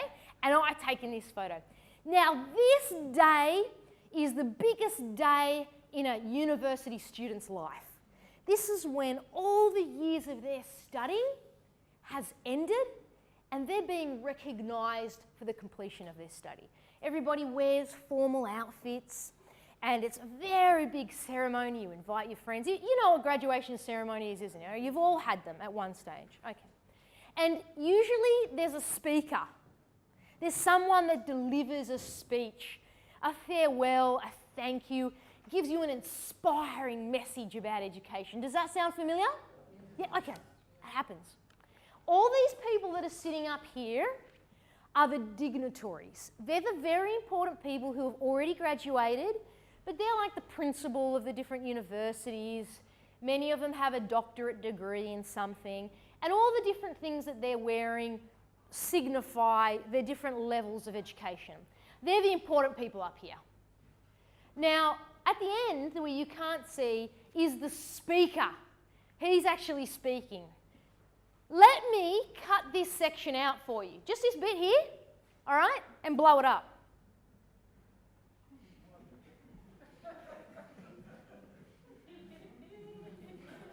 Aren't they having a good time? Let's have a look at the guy here. He's not impressed. He's gone. He's fallen asleep. It's all over for him. So, same here. I mean, he should not sit at the front if he's going to be falling asleep. I think she's just looking at him. And the lady at the end, she's gone as well. Have a look at the guy at the back. He's having a bit of a nap too. Wow. How exciting do you think that motivational talk was? There's a talk going on whilst they're doing that. And it's a speech about how great education is and how happy all these people are for studying. How exciting. Do you want to be there right now? Don't you wish you were listening to that talk as well? This is an actual photo that I took. And I thought, my goodness me. This is people with university degrees at a university event. And this is how good we've trained them. Well, I think that's pretty sad, don't you think? Yeah? I want to ask you this question. Have you done this to somebody before? You don't have to answer that question to me, but you know. Have you made somebody look like that before? Have you been the preacher at the front that has put people to sleep? Or that has made somebody look like this? Just unimpressed. Have you been teaching and this is what your class looks like? Because I'm going to say something now. If your students or if your congregation is like this, it's your fault. Do you understand that? I'll say that again. If your students or if your congregation is falling asleep or is not interested, that's your fault. Your fault, not theirs. There's always one or two people that are misbehaving. We're not talking about them, okay? But if your students are not understanding what you're doing, it's your fault. You have not communicated effectively enough. And I'm afraid that's the normal thing that happens in the world today. It's the normal thing that happens at graduation ceremonies, at churches, in classrooms, at home. That's the norm. That's not right. Do you think they remembered anything that boy said that day? No. So did he communicate effectively? No. They were asleep half the time. And you know what? I didn't even hear it. It was so boring, I wasn't listening. I was too busy taking photos. And I was just next to my friend going, oh, when will this end? When will this end? That's what the important people at the front looked like. Can you imagine what the audience looked like? These people are told to stay awake. They're told to stay awake and they still can't stay awake. I want you to stare at that image, get that image in your head, and never, ever, ever choose to see it again. Let that make your stomach sick. Do you understand me? Because that is not what we want to see. But at the moment, that's what we see. And I'm here to help you never, ever, ever let somebody look like that when you're up the front. Because that's just not acceptable. And I can assure you, when Jesus was on this earth and he was teaching, no one was like that. And if you know your Bibles, you remember it says that the crowds grew and grew. They just wanted to hear what he was saying. And they grew to such an extent that he had to go high up on higher ground so that he could be above them all and they could all hear. That's what you want to do. That's the communication style that you need to aim for. Would you agree with me? Yes. Amen to that, yes? Yes. All right, now let me get rid of this picture and let me never, ever show it to you again. The learning pyramid, friends, I think somebody gave it away earlier today. I should have told him not to do that. Did you see the learning pyramid today?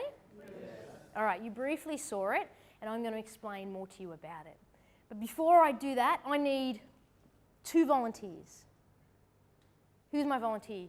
Chris is one, even though Chris has no idea of what he's volunteering for.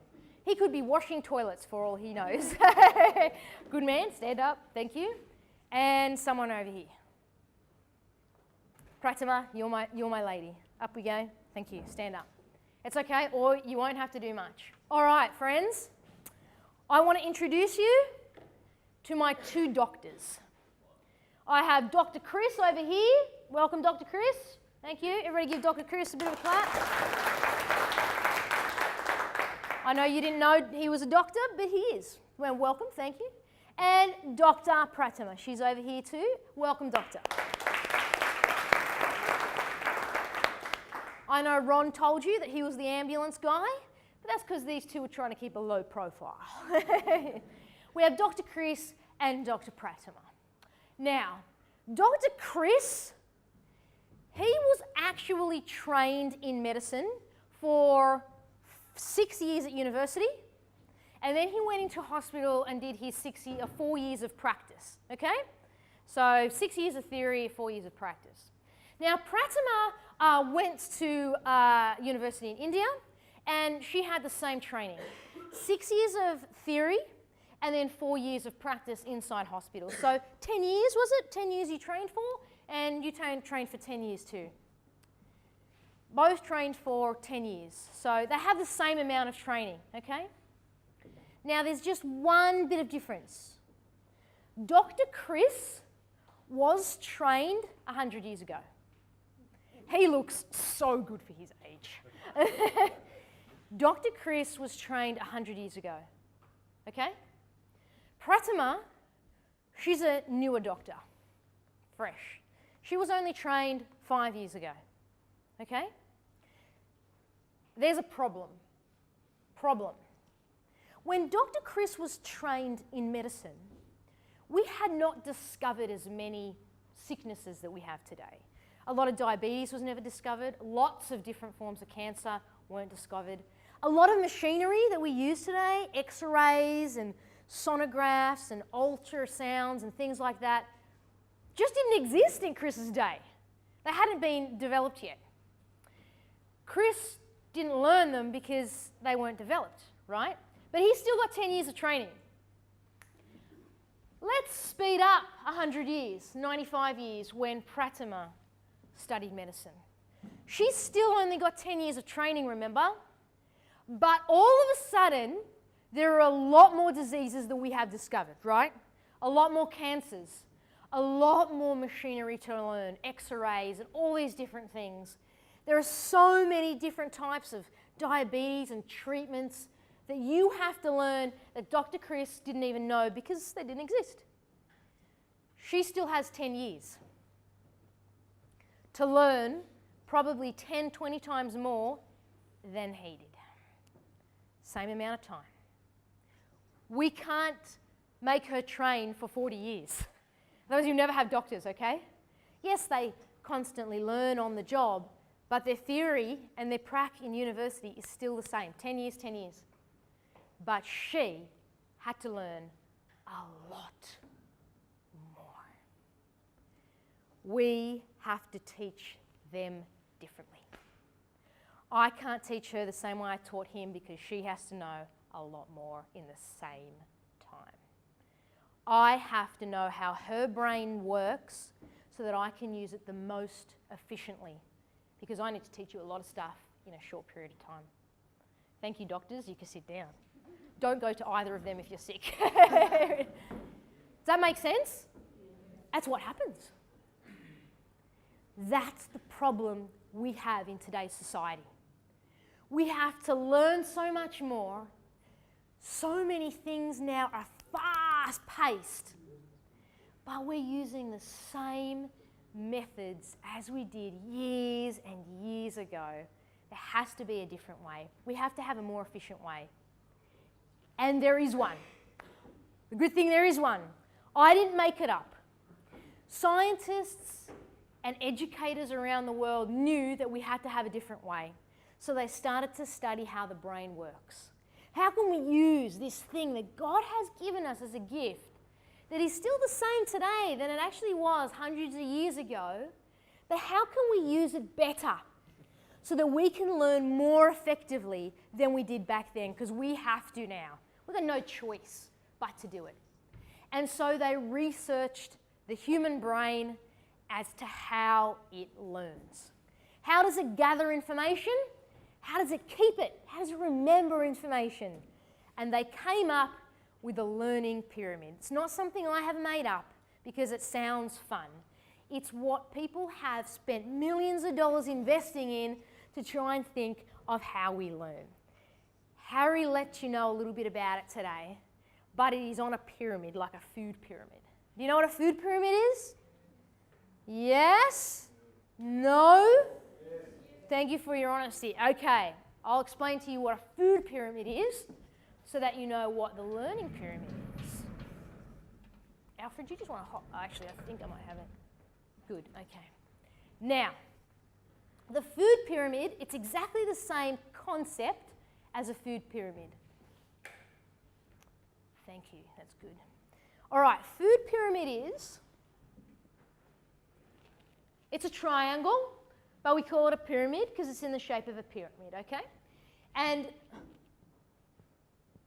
it has many sections. And on the food pyramid, up the top here, where the section is smaller, it represents foods you shouldn't have as much of, okay? All the stuff that I love. So, chocolate. What else shouldn't we have? Chips, sweets. All right. And down here is what we should eat most of, which is what? Yes. Veggies, I can't spell. Fruits. Fish. And I think in here it's like meat, maybe rice, and then cereals, I think. Anyway, you get the idea, okay? This is what you shouldn't have that much of, and this is what you should have most of. It doesn't mean you don't have any of this. You still can have this, but you're supposed to have a smaller amount of this and a lot more of this for a healthy body, okay? Make sense? Yes. Same as the learning pyramid, okay? Learning pyramid, same concept. This works really well, as you can tell. All right, learning pyramid, there's a triangle, and we have sections, and here is how the brain remembers things, all the way down to here. This is what we should do least of. This is what we should do more of. Now I want you to tell me some of the ways. Don't try and tell me what Harry told you this morning. I don't want those answers, okay? What I want you to start telling me is, how did you learn? When you were at school, what are some of the ways you learned? Even now when you're learning, what are some of the ways, the methods, the techniques you learn by? Sorry? Writing? R-I-T-E. Wrote? Do you mean as in... Oh, I understand. It's like repetition. Okay, repetition. Okay, I can't spell well, sorry. So if I spell wrong, I'm sorry. All right, repetition, any other ways? Examples? Yes? Visuals? Role plays. Discussion. Like this. Experiment. Yep. So think about yourself, okay? Think about how you have learnt. Doing?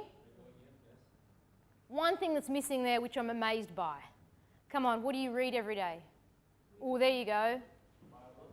Reading. Come on, friends. Think, think, think. Come on. Don't think the answers I want you to give me. Think of what's actually happened in your life. Go back to school. Go back to primary school. Lectures, singing, good. That's better. That's right. Playing. Okay. Got that? Games, good. Fun. Yeah, we can put fun. Essays, writing, that's it. Where was writing? Look at that, no writing. Memorizing. All right, good, good. Can you see we're starting to build up all these different ways that we learnt? And we've all experienced these, okay? I have 2 little nephews. One is 6 and one is 3. And they learn by playing. You know, when they play with a toy, so many toys these days are meant to teach a child as well as have the child enjoy themselves, have fun. So they have fun and they learn. So they read as well. We've all done this, reading, writing, experiments, discussion, doing. When I was a child, I liked taking everything apart. So if you gave me something, I'd take it apart because then I knew what was inside and then I put it back together. I liked experimenting and pulling things. These are all ways we learn. Would you agree? Yes. Okay. Scientists agree with all of this and they've put them in 7 categories. So they've grouped them into 7 different things. Okay? This is what that 7 are.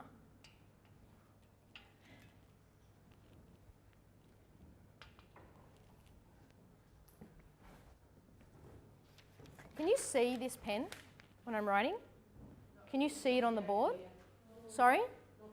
Not very clear? No, it isn't, is it? I'm sorry about that. I'm going to try and, I'll try and write it thicker. 1 second. All right, we'll try this. All right, these are the 7, okay?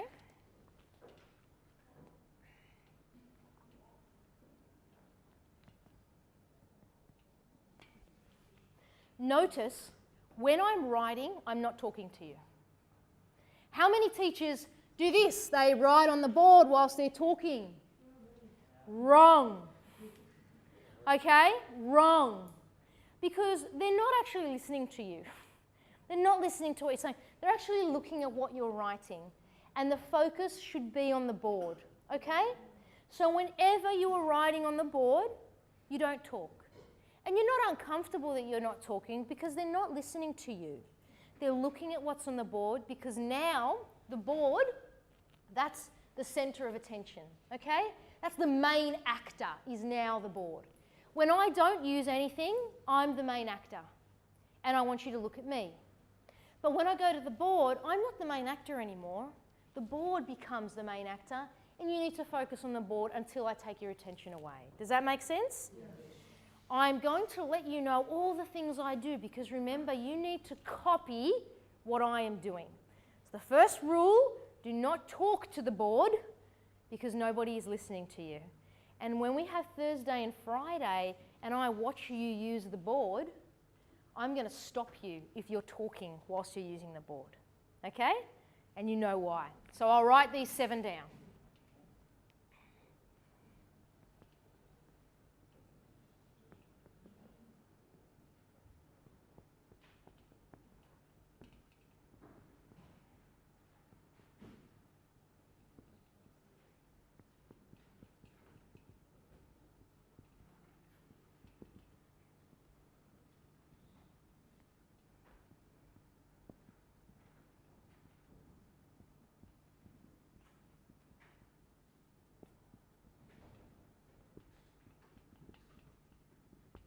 That's the 7, okay? All those things that we just wrote it down, fun, experimenting, playing, they all go into this, okay? Demonstrations, teaching others, lecturing, reading, discussion groups, practice by doing, audiovisual. They're out of order. They're out of order. You're all writing them down, aren't you? But they're out of order. You're going to tell me what goes where. Friends, if you wrote this down with Harry, can you please not answer? Okay, I'm not interested in people who have already seen this because they've written it down. I want you to start using your brains because that's how we learn. You're going to tell me what goes up here and what goes down here and what's in between. We have 7 of them.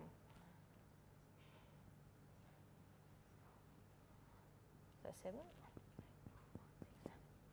Okay. Remember, we should do least of this and most of this. What's here from this group? Number 3, do you all agree? Yes. All right, I think there's enough there. Okay, lecturing. What should we do most of? Demonstration. Michelle says demonstration. What else? Practice by doing. Kata? Teaching others. All right, you need to vote. You need to vote now by putting your hand up, okay? You don't need to copy your friends. It doesn't matter how old people are, they try and copy somebody next to them. They put their hand up, your hand goes up.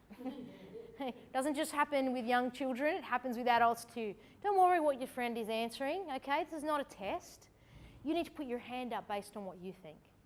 Do you think down here should be teaching others? Hand up, nice and high, keep it up so I can count.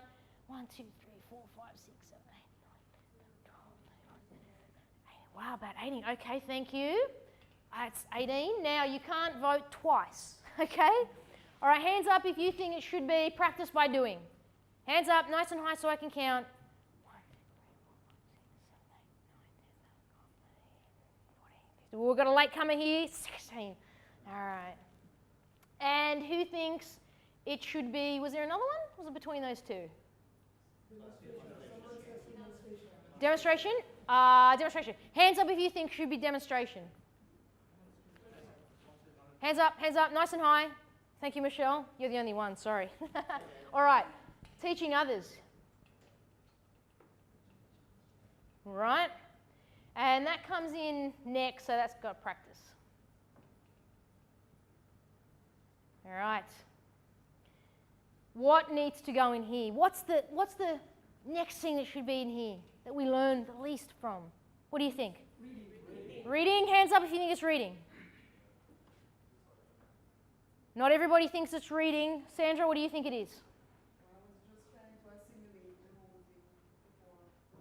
Fair enough. You were thinking about it first. We're going to put reading though because that's pretty popular. I think you have been influenced this morning by Harry, so I think that's coming through now. So tell me, what should be here? Discussion. Hands up if you think it's, hands up if you think it's discussion. Hands up, nice and high. Hands up. Look, you're all growing. Oh yeah, I think so. Oh yes, yeah. All right, discussion's going here. What is here? Demonstration? Hands up if you think it's demo. Hands up. Hands up if you think it is audio-visual. No, demonstration is here. Audio is here. All right. As a group, I know you might individually think it should be changed a bit. They were working as a team here.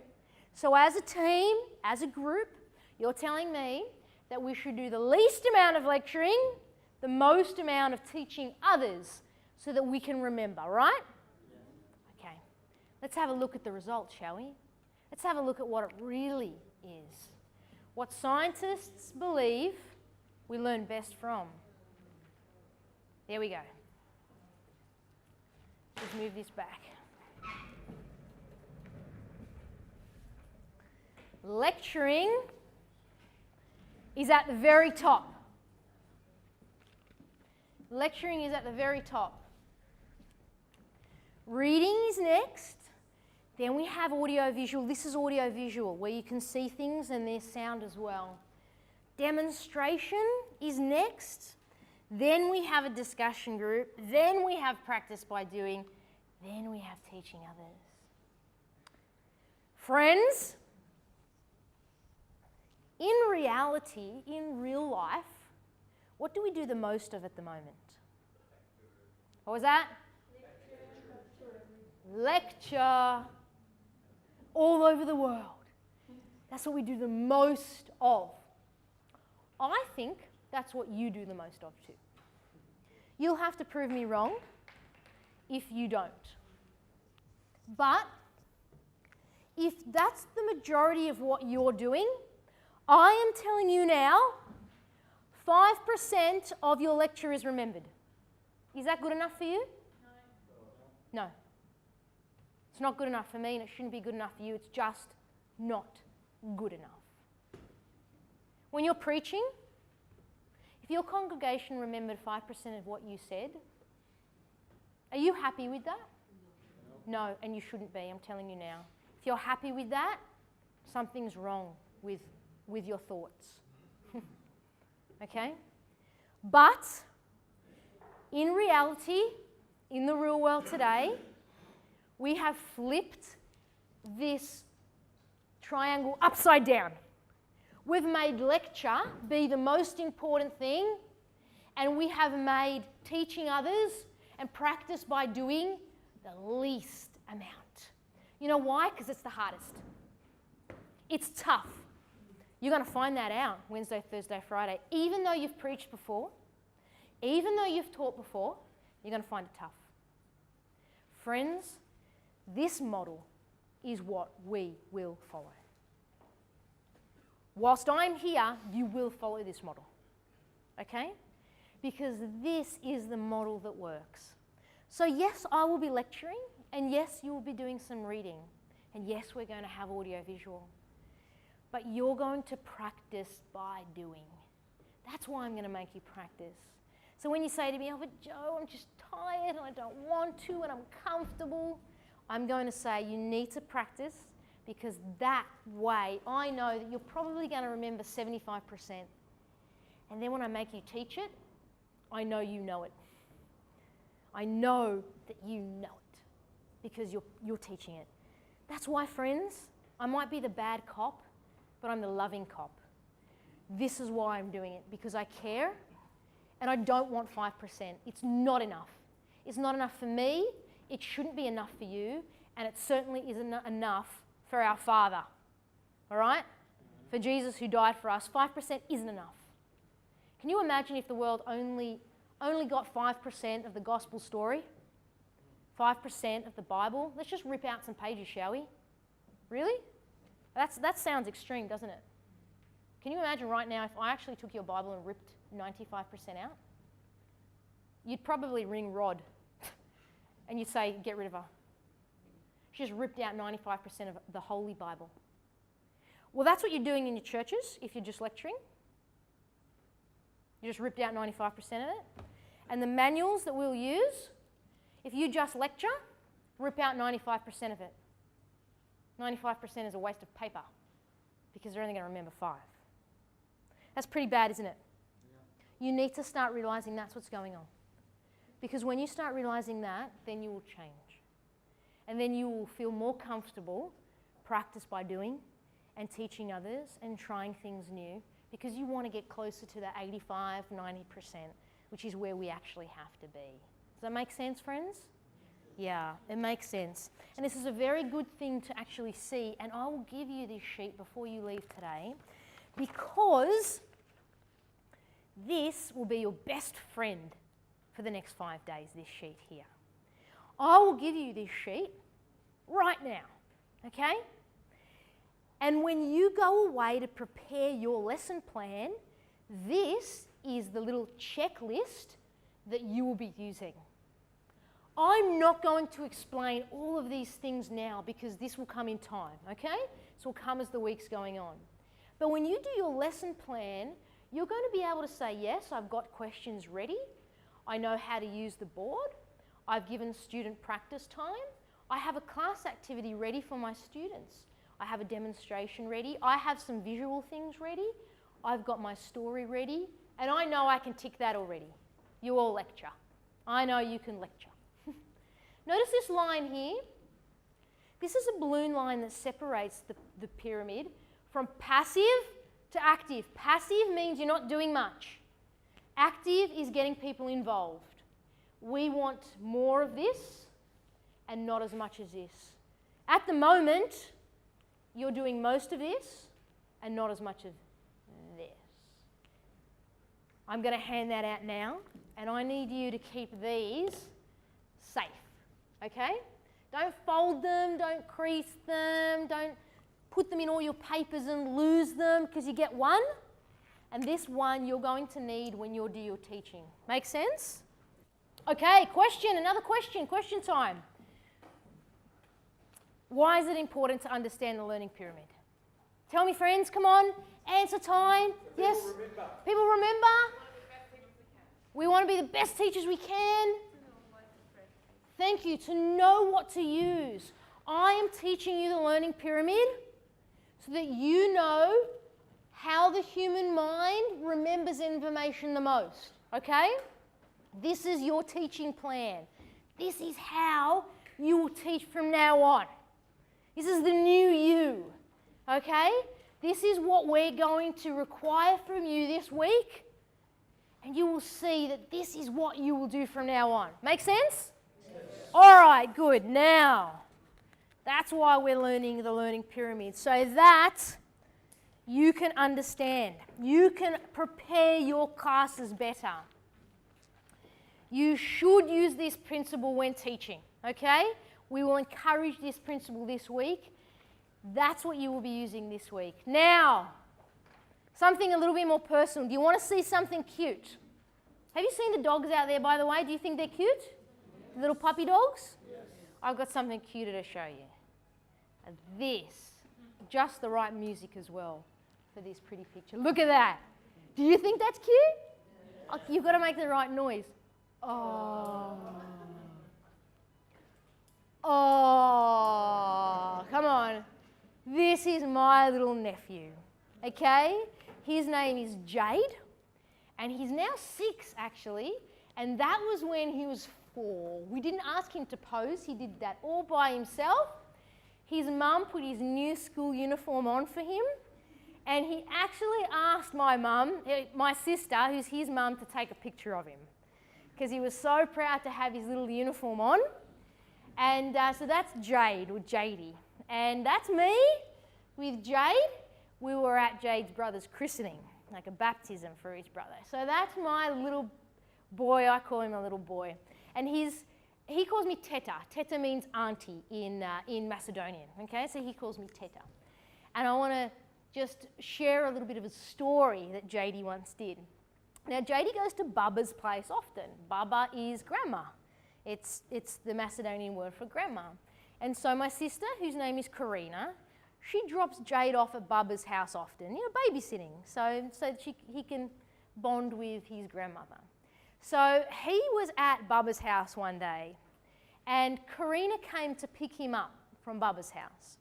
We were all in the lounge room, and he wanted to change the channel on television. There's one channel at home that just has cartoons for kids. So this is what Jadey did. And this is when he was about 3 years old. He saw the remote, he picked it up, he walked in front of the telly. Hear this.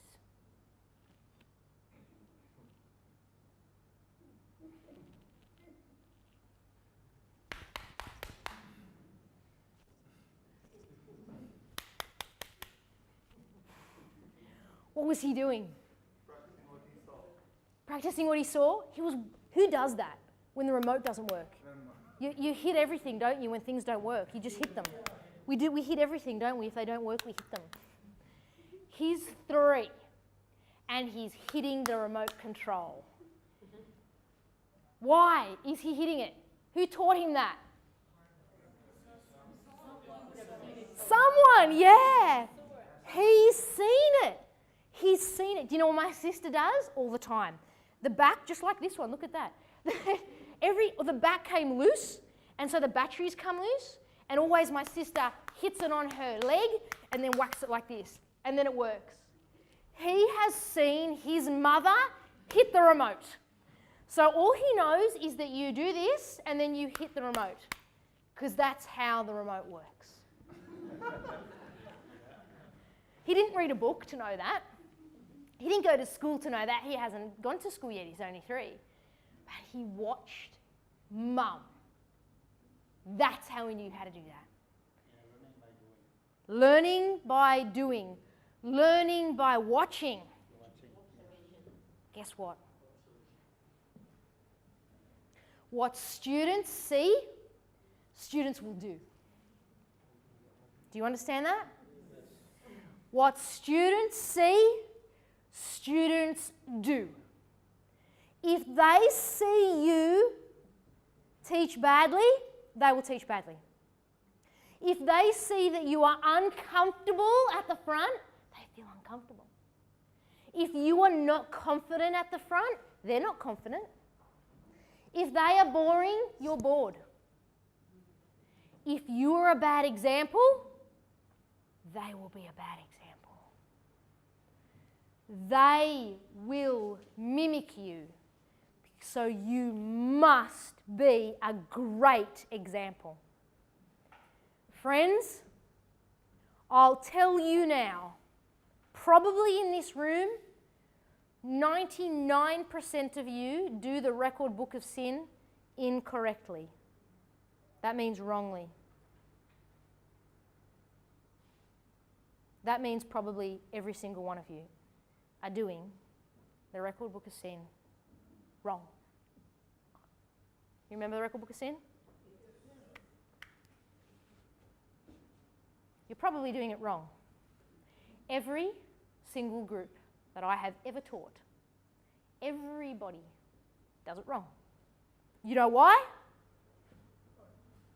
We all get taught differently. You all get taught wrong. Not differently, wrong.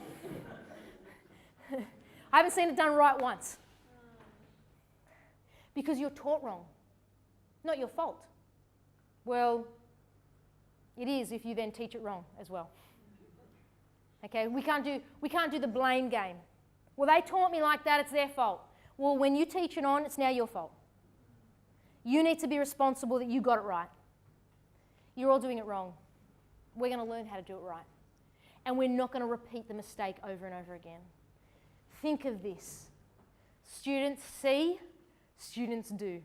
You were taught the record book of sin wrong, and you'll just reproduce it wrong.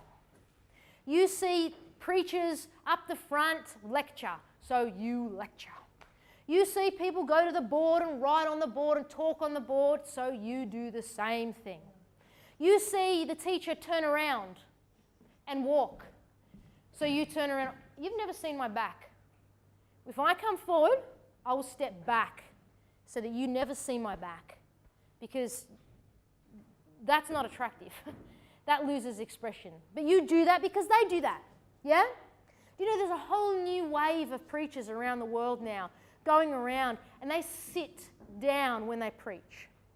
They sit down on a stool and they preach. And they think that that's fine because that's casual and it's the better way to talk. And so everybody else just sees it and then just does it and then just does it.